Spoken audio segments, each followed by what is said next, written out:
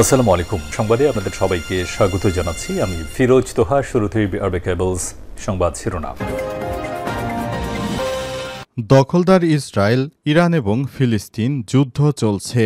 আর এই মুহূর্তে আমাদের হাতে এসছে যুদ্ধের ভয়ঙ্কর কিছু গুরুত্বপূর্ণ আপডেট সংবাদ। প্রথমেই জানাবো, গাজায় রাতভর ইসরায়েলি হামলায় কমপক্ষে ২৫ জন নিরীহ ফিলিস্তিনি নিহত। এবার গাজার বেসামরিক প্রতিরক্ষা সংস্থা জানিয়েছে, গত রাত থেকে আজ রাত পর্যন্ত দখলদার ইসরায়েলি বিমান হামলায় একটি ঢেউ গাজা অঞ্চল জুড়ে বাস্তুচ্যুত ফিলিস্তিনিদের একাধিক শিবিরে আঘাত এনেছে। তারা হেলিকপ্টার থেকে গুলি করেছে, বিভিন্ন স্থানে মিসাইল হামলা করে অস্থায়ী শিবিরে এই হত্যাযজ্ঞ চালিয়েছে। সেখানে ২৫ জন নিরীহ ফিলিস্তিনি নিহত হয়েছে। আজ আল জাজিরার এক প্রতিবেদনে বিষয়টি নিশ্চিত করা হয়েছে। এরপর জানাবো, গত ৩০ দিনে গাজায় ৫ লক্ষ মানুষকে বাস্তুচ্যুত করেছে দখলদার ইসরায়েলি বাহিনী। ফিলিস্তিনে অবরুদ্ধ গাজায় নতুন করে আরও অন্তত ৫ লক্ষ মানুষকে বাস্তুচ্যুত করেছে ইসরায়েল। জাতিসংঘের পক্ষ থেকে এই তথ্য জানানো হয়েছে। এছাড়াও গত ৬ সপ্তাহে ফিলিস্তিনি ভূখণ্ডে কোনো মানবিক সহায়তা সামগ্রী ঢুকতে দিচ্ছে না ইসরায়েল। এর ফলে না খেয়ে মানুষ মারা যাচ্ছে, নির্বিচারে মানুষকে গুলি করে হত্যা করা হচ্ছে। জানাবো, গাজা দখলের পরিকল্পনা নিশ্চিত করল দখলদার ইসরায়েলি বাহিনী। ফিলিস্তিনের স্বাধীনতাকামী সশস্ত্র সংগঠন হামাস নিয়ন্ত্রিত গাজায় ১৭ মাসের বেশি সময় ধরে তারা আক্রমণ চালিয়ে যাচ্ছে। এতে নিহতের সংখ্যা ৫১,০০০ ছাড়িয়েছে, আহত হয়েছে লক্ষাধিক। এবার নতুন করে দখলদার ইসরায়েল ঘোষণা দিয়েছে তারা গাজা ছেড়ে যাবে না। তারা যে বাফার জোন তৈরি করেছে সেখানে সারা বছরই তাদের সেনা মোতায়েন থাকবে। এদিকে বাংলাদেশের পরিস্থিতি জানেন না, এত তাড়াহুড়ো কি ছিল? মোদীকে প্রশ্ন করলেন ভারতের পশ্চিমবঙ্গের মুখ্যমন্ত্রী মমতা বন্দ্যোপাধ্যায়। ভারতের সম্প্রতি পাশ হওয়া সংশোধিত ওয়াকফ আইন পশ্চিমবঙ্গে কার্যকর হবে না, তার একবার জানালেন রাজ্যটির মুখ্যমন্ত্রী মমতা বন্দ্যোপাধ্যায়। এবং সর্বশেষ জানাবো, সস্ত্রীক ভারতে সফরে যাচ্ছেন মার্কিন ভাইস প্রেসিডেন্ট ভ্যান্স। মোদির সঙ্গে করবেন দ্বিপক্ষীয় বৈঠক। যুক্তরাষ্ট্রের ভাইস প্রেসিডেন্ট জেডি ভ্যান্স তার ভারতীয় বংশোদ্ভূত স্ত্রী উষাকে নিয়ে আগামী সপ্তাহে ইতালীয় ভারত সফরে যাচ্ছেন। আজ জেডি ভ্যান্সের কার্যালয় থেকে এই তথ্য নিশ্চিত করা হয়েছে। প্রিয় দর্শক, এতক্ষণ শুনছিলেন সংবাদ শিরোনাম, এবারে বিস্তারিত। তবে তার আগে বন্ধুরা, অনুরোধ থাকবে সংবাদটিতে একটি লাইক দিন। এই চ্যানেলে আপনি নতুন হয়ে থাকলে আমাদের সংবাদটি দেখতে দেখতে চ্যানেলটি সাবস্ক্রাইব করে রাখুন। কমেন্ট করে বন্ধুরা আপনার মূল্যবান মতামত জানিয়ে দিন আপনি বিশ্বের কোন দেশ থেকে বা বাংলাদেশের কোন স্থান থেকে আমাদের সংবাদটি দেখছেন এবং শুনছেন। আর বন্ধুরা, গাজা যুদ্ধে আপনি যদি নিরীহ ফিলিস্তিনিদের ভালোবেসে থাকেন, কমেন্টে ইয়েস লিখে বিশ্ববাসীকে জানিয়ে দিন। এবারে বিস্তারিত। আর সংবাদটি আপনার সোশ্যাল মিডিয়া, ফেসবুকেও বন্ধুদের মাঝে শেয়ার করে দিন। গাজায় রাতভর ইসরায়েলি হামলায় কমপক্ষে ২৫ জন নিরীহ ফিলিস্তিনি নিহত হয়েছে। গাজায় বেসামরিক প্রতিরক্ষা সংস্থা জানিয়েছে, ইসরায়েলি বিমান হামলায় একটি ঢেউ গাজা অঞ্চল জুড়ে বাস্তুচ্যুত ফিলিস্তিনিদের একাধিক শিবিরে আঘাত করেছে। এর ফলে কমপক্ষে ২৫ জন নিহত হয়েছে। গাজার স্বাস্থ্য মন্ত্রণালয় থেকে জানানো হয়েছে, ফিলিস্তিনে যেভাবে নির্বিচারে বোমা হামলা করা হচ্ছে তাতে করে সাধারণ মানুষের এখানে বেঁচে থাকাই কষ্ট। বিশেষ করে দখলদার ইসরায়েলি বাহিনী শরণার্থী শিবিরে তারা ব্যাপক হারে হামলা করছে। হামলায় নারী, শিশু সহ অসংখ্য মানুষ মারা যাচ্ছে। আজ রাতভর হামলায় এ পর্যন্ত অন্তত ২৫ জন নিরীহ ফিলিস্তিনি নিহত হয়েছে। গত মাসের ১৮ মার্চ গাজায় যুদ্ধবিরতি চুক্তি ভেঙে দখলদার ইসরায়েলি বাহিনী সেখানে ব্যাপক হামলা শুরু করে। এই হামলা শুরুর পর থেকে গাজায় কোনো ধরনের খাদ্য সহায়তা ঢুকতে দিচ্ছে না দখলদার ইসরায়েলি বাহিনী। এরপর সেখানে মানবেতর জীবনযাপন করতে হচ্ছে। অনেকেই না খেতে পেয়ে মারা যাচ্ছে, আবার অনেকেই সেখানে লতাপাতা খেয়ে জীবন ধারণ করছে। এএফপিকে বলেন, খান ইউনিসের আল মাওয়াশি এলাকায় বাস্তুচ্যুত পরিবারের আবাসস্থলে দুটি ইসরায়েলি ক্ষেপণাস্ত্র সরাসরি হামলায় কমপক্ষে ১৬ জন শহীদ হয়েছে। তাদের বেশিরভাগই ছোট শিশু এবং নিরীহ মহিলা ছিল। এই হামলায় ২৩ জন আহত হয়েছে। মুখপাত্র বাসালের মতে, বাস্তুচ্যুত মানুষের অন্যান্য শিবিরে আরও দুটি হামলায় ৮ জন নিহত এবং আরও বেশ কয়েকজন আহত হয়েছে। 30 দিনে গাজায় 5 লক্ষ মানুষকে বাস্তুচ্যুত করেছে দখলদার ইসরায়েলি বাহিনী। ফিলিস্তিনে অবরুদ্ধ গাজা উপত্যকায় যেভাবে নিরীহ ফিলিস্তিনিদের হত্যা করা হচ্ছে তা কোনোভাবেই কাম্য নয়। দখলদার ইসরায়েলি বাহিনী ফিলিস্তিনে নিরীহ মানুষদের যেভাবে হত্যা করছে পুরো মুসলিম বিশ্ব আজ বসে বসে দেখছে, কিন্তু কেউ কোনো পদক্ষেপ নিতে পারছে না।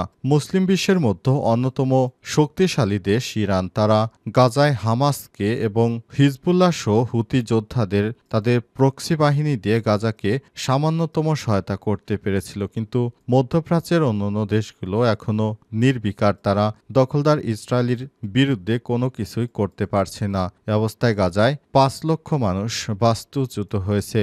নির্বিচারে বোমা হামলায় গাজা ছেড়ে পালিয়ে যাচ্ছে সাধারণ মানুষ। তাদের শেষ ঠিকানা কোথায় হবে, তারা কোথায় যাবে, কি খাবে, বাঁচবে কিভাবে, তাদের চিকিৎসা হবে কোথায়, এটা কেউই জানে না। তারা শুধু ছুটছে আর ছুটছে। তারা সবাই গাজা থেকে পালিয়ে বাঁচার চেষ্টা করছে। তবে দখলদার ইসরায়েলি বাহিনীর সেনারা এখনও বর্ডার এলাকায় পাহারায় রয়েছে। তারা গাজা একটি চাউলও ঢুকতে দেবে না বলে জানিয়েছে। এ কারণে সেখানে একরকম কৃত্রিম সংকট তৈরি হয়েছে খাবারের। নিরীহ মানুষ কোনো খাবার পানীয় পাচ্ছে না। তারা গাজায় লতাপাতা খেয়ে, অনেকে না খেয়ে রাস্তাঘাটে মানুষ মারা যাচ্ছে। এ অবস্থায় উদ্ধারকারীরা সেখানে যেতে পারছে না, কারণ পুরো রাস্তাঘাট সহ বিভিন্ন স্থাপনা ভেঙে পড়ার ফলে সেখানে গাড়ি চলাচল বন্ধ হয়ে যায়। অনেকেই এখনও ধ্বংসস্তূপের নিচে জীবিত অথবা মৃত্যু পড়ে আছে। তাদেরকে উদ্ধার করার মতো কেউ নেই। সেখানে অসংখ্য সাংবাদিককেও হত্যা করছে দখলদার ইসরায়েলি বাহিনী। এই নৃশংস হত্যাকাণ্ডের শেষ কোথায় তা এখনও বিশ্ববাসী জানে না। তারা শুধু নির্বিকারে বসে আছে। পুরো 57টি মুসলিম রাষ্ট্র মিলে দখলদার ইসরায়েলের বিরুদ্ধে এখনও কোনো প্রতিরোধ গড়ে তুলতে পারেনি। এটি মুসলিম হিসেবে আমাদের অত্যন্ত বেদনাদায়ক একটি অভিজ্ঞতা। গাজা দখলের সমস্ত পরিকল্পনা নিশ্চিত করল দখলদার ইসরায়েলি বাহিনী। গাজায় প্রায় 1.5 বছর ধরে যুদ্ধ চালিয়ে যাচ্ছে দখলদার ইসরায়েলি বাহিনী। তবে এবার তারা নিশ্চিত করেছে তারা গাজা ছেড়ে যাবে না। কোনো কারণে যদি যুদ্ধবিরতি হয় কিংবা যুদ্ধের যদি শেষ ঘণ্টা বাজে, তাহলে নেতানিয়াহুর বাহিনী আর গাজা ছেড়ে যাবে না। তারা গাজা একটি বাফার জোন তৈরি করেছে। তারা চিন্তা করেছে এখন থেকে তারা এই বাফার জোনে অবস্থান করবে। গাজার বিভিন্ন এলাকা ঘুরে দেখা গেছে সেখানে কম বেশি ইসরায়েলি সেনাবাহিনী আছে। তারা ভবিষ্যতে ফিলিস্তিনকে যদি স্বাধীন করে দেওয়া হয়, তারপরেও তারা গাজার বাফার জোন থেকে দখলদার ইসরায়েলি বাহিনীদের সরাবে না, সেখানে সেনা রাখবে। প্রতিবেদনে বলা হয়েছে ইসরায়েলি বাহিনী গত মাসে গাজায় নতুন করে অভিযান শুরু করে। তারা নিরাপত্তার অঞ্চলের নামে গাজার ভেতরে ঢুকে বিস্তৃত এলাকা নিজেদের দখলে নেয়। সেই সঙ্গে 20 লাখের বেশি ফিলিস্তিনিকে ভূখণ্ডটি দক্ষিণ উপকূল রেখা বরাবর ক্রমেই ছোট হয়ে আসে এলাকাগুলো ঠেসে দিচ্ছে। এক পাশ দিয়ে তারা হামলা করে ফিলিস্তিনিদের বাস্তুচ্যুত করছে এবং আকাশপথেও তারা সেখানে বোম্বিং করছে। আবার নৌবাহিনী এবং সেনাবাহিনীও সেখানে হামলা করছে। সেখানে হেলিকপ্টার দিয়ে শরণার্থী শিবিরে গুলি করে মানুষকে হত্যা করা হচ্ছে। আজ কার্টোস সামরিক কমান্ডারদের সঙ্গে বৈঠক শেষে বলেছে অতীতের মতো হবে না আর। এসব এলাকায় সন্ত্রাসমুক্ত জব্দ করা হয়েছে আইডিএফ অর্থাৎ ইসরায়েলি সেনাবাহিনী সেখান থেকে সরবে না। ভবিষ্যতে তারা সেখানে ঘাঁটি গেড়ে সেখানে তাদের কার্যক্রম পরিচালনা করবে। বাংলাদেশের পরিস্থিতি জানেন না, এত তাড়াহুড়ো কিসের ছিল? মোদিকে মমতার প্রশ্ন। ভারতের সম্প্রতি পাশ হওয়া সংশোধিত অকপ আইন পশ্চিমবঙ্গে কার্যকর হবে না, তা আরও একবার জানালো রাজ্যটির মুখ্যমন্ত্রী মমতা বন্দ্যোপাধ্যায়। আজ কলকাতার নেতাজি ইন্ডোর স্টেডিয়ামে ইমাম মজ্জিম সম্মেলনে গিয়ে বাংলাদেশের পরিস্থিতি আবহে তাড়াহুড়ো করেন কেন, অকপ সংশোধনী বিল আইনে পরিণত করা হলো, সেই প্রশ্ন তুলেছেন তিনি। ভারতের প্রধানমন্ত্রী নরেন্দ্র মোদীর উদ্দেশ্যে মমতা বলেন, বাংলাদেশের পরিস্থিতি জানেন না, এত তাড়াহুড়ো কি ছিল? পশ্চিমবঙ্গ বাংলাদেশের সীমান্ত লাগোয়া রাজ্য উল্লেখ করে তিনি বলেন, আপনি মোদি ইউনূসের অন্তর্বর্তীকালীন সরকারের সঙ্গে গোপনে মিটিং করেছেন, চুক্তি করেছেন, করুন, তাতে দেশের ভালো হলে আমার কিছু বলার নেই। আনন্দবাজারের প্রতিবেদন অনুসারে বাংলাদেশের পরিস্থিতি যে পশ্চিমবঙ্গে প্রভাব ফেলেছে তা মানেন শাসক দলের প্রথম সারির নেতারাও। আরজিকর আন্দোলনে যে বাংলাদেশের নাগরিক আন্দোলনের প্রভাব ছিল তাও মনে করেন তারা। সংশোধিত ওয়াকফ আইনে যে অস্থিরতা তৈরি হয়েছে সেখানে বাংলাদেশের পরিস্থিতি নিয়েও কথার টানলেন মমতা। মুসলিমদের উদ্দেশ্যে মমতার অনুরোধ, ১ বছর ধৈর্য ধরুন, দিল্লিতে অনেক পরিবর্তন হবে, নতুন সরকার হলে আশা করি হামাগুড়ি বাবু ঢুকবে না। বিজেপির বিরুদ্ধে সংখ্যালঘুদের প্রতি বিদ্বেষ ছড়ানোর অভিযোগ তুলে মমতা আরও বলেন, এখানে এক আর বাইরে এক। দুবাই গেলে কাদের আতিথেয় গ্রহণ করছেন, সৌদি আরবে গেলে কার সঙ্গে গলা মেলান, আর দেশে আসলে মুসলিম বিদ্বেষী। এটা কোন ধরনের নীতি আপনার মোদি বাবু?